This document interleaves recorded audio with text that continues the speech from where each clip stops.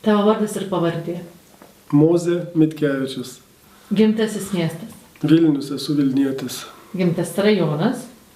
Senamiestis. Nors, nežinau, prie stoties gal visai taip. Tarp senamiesčio ir stoties. Halės vaikas. Aušros vartų dar galima sakyti vaikas. Baigtoji mokykla. Baigiau 2 mokyklas, mokiausi 2. Mindaugo viduriniai, tuo metu dar buvo 35 ir paskui Jėzuitų gimnazija. Pirmoji laida.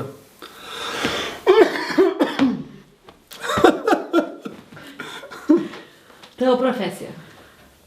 Esu kunigas, jeigu tai yra profesija. Šiaip gal pašaukimas labiau. Tavo darbo vieta. Dabar yra Vilniaus palaiminto Jurgio Matulaičio parapija. Kas yra tavo šeima? Mano šeima tai jūs.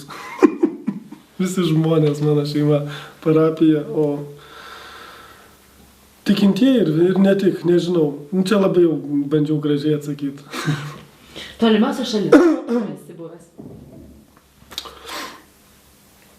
Čia jeigu atstumu, tai Australija, o jeigu širdimi, tai nežinau, gali būti ir Nemenčinė labai tolima, kaip kam. Gražiausias aplankytas miestas iki šiandien. Man gražiausias miestas yra Vilnius visą laiką. Įdomiausia skaityta knyga. Turėčiau sakyti Šventas raštas. Bet yra labai neblogų romanų ir man labai patiko Tyla. Japonų toks autorius Suzaki Ando romanas. Patiko ir Danielius Štainas vertėjas, ne per seniausiai skaityta knyga. Ulickajos, atrodo, kad Ulickajos. Bijau suklys, bet Maceiną skaitau dabar, tai irgi savo. O įdomiausias matytas filmas? Filmas, kurį aš galėčiau žiūrėti daugybę kartų, yra Picasso nuotykiai, švedų komedija. Koks buvai, kai buvai paauglys ir jaunuolis? Ta prasme koks.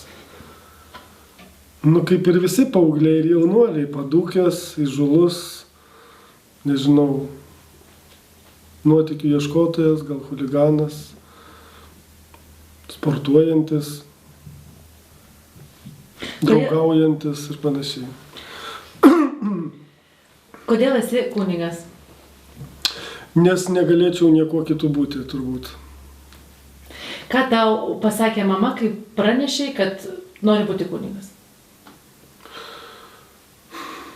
Tiesiog gal pagalvojo.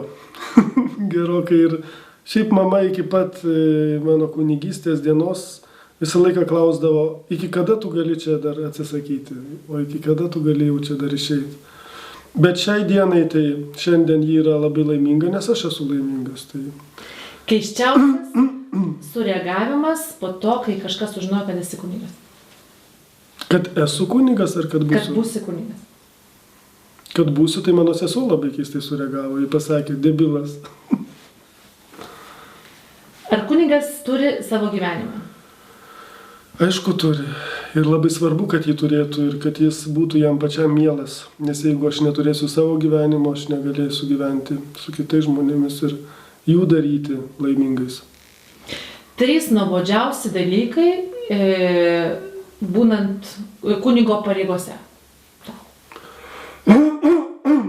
Nežinau, neturiu tokios patirties dar.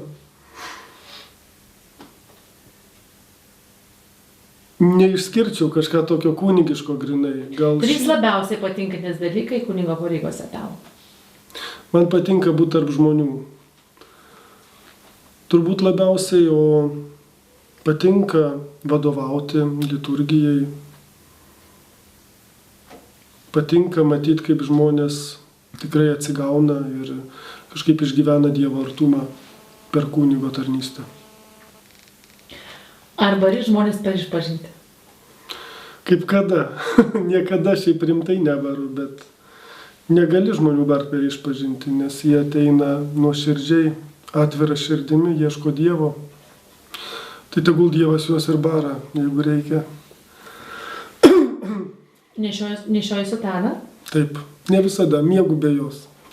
Į kokias vietas nejaukiausiai sutana? Nejauku eiti į vietas, kuriuose nenorėtum, kad tave atpažintų kaip kunigą, turbūt.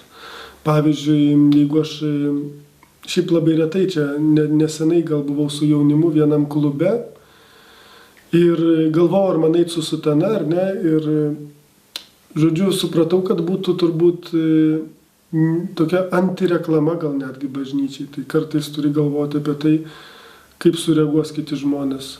Ne dėl to, kad aš pats gėdinčiaus ir man neužtektų drąsos, bet dėl to, kad kartais gali padaryti didesnę žalą.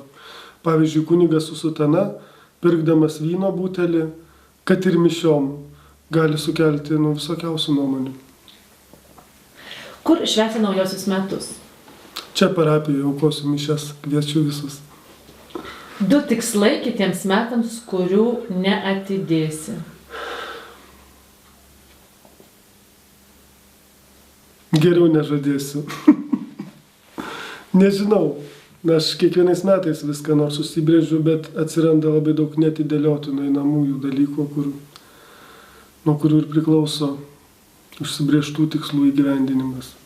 Tikrai žadu būti kunigas, o visa kita tai Dievo valioje. Ačiū.